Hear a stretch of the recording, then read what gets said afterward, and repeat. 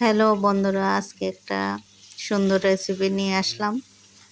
এগুলো হচ্ছে ইলিশ মাছের মাথাগুলো একটু লবণ হলুদ দিয়ে ভেজে নিয়েছি। তারপরে এগুলোকে একটু ভেঙে দিচ্ছি। তো এখানে এবার দিয়ে দেবো আমি কালো জিরে দিয়ে একটু নেড়ে চেড়ে পেঁয়াজ কুচি দিয়ে দিব। তারপর ইলিশ মাছের মাথা দিয়ে কি রান্না করব বলেন তো? ইলিশ মাছের মাথা দিয়ে বেগুন দিয়ে রান্না করব। এবার বেগুনগুলো দিয়ে দিচ্ছি। আপনারা কখনো কি বেগুন দিয়ে খেয়েছেন এভাবে? না খেয়ে থাকলে একবার খেয়ে দেখবেন, অনেক মজা।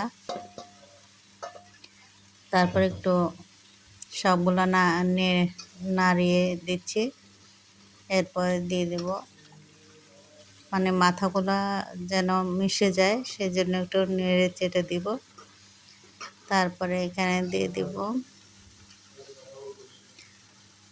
নুন, পরিমাণ মতো নুন দিয়ে দিলাম।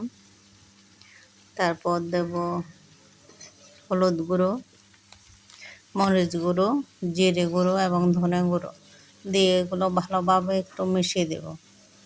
কোনো পানি দেব না, আলাদা কোনো পানি দেব না।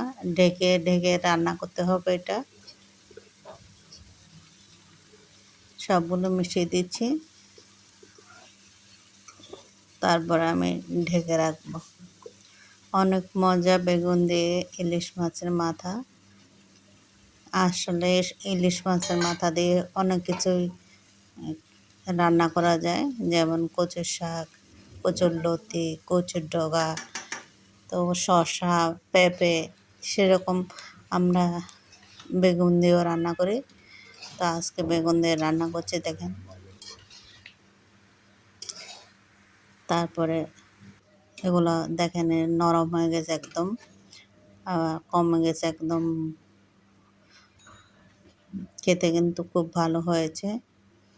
আমি এবার নামিয়ে নিচ্ছি। কেমন হয়েছে জানাবেন বন্ধুরা। সবাই লাইক, কমেন্টস এবং শেয়ার করবেন। আর কে কে এভাবে খান সেটাও জানাবেন। সবাইকে অসংখ্য অসংখ্য ধন্যবাদ।